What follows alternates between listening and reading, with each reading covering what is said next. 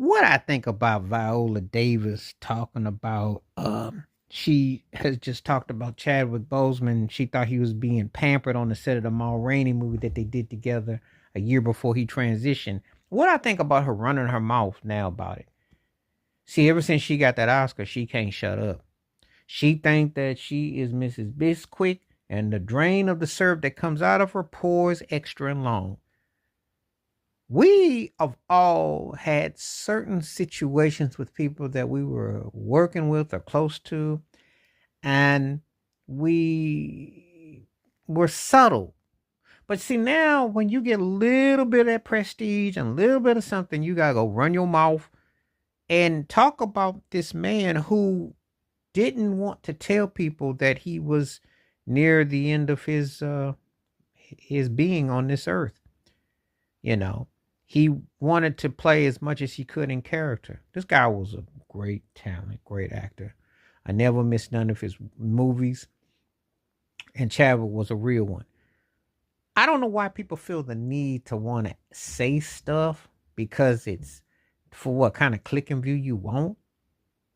You know, you said you thought he was being pampered. Well, you could have just kept it to yourself. What is she getting out of running her mouth about how his condition was? Um, why is she airing out about and she judged him, which was wrong in itself, but why is she talking about it now?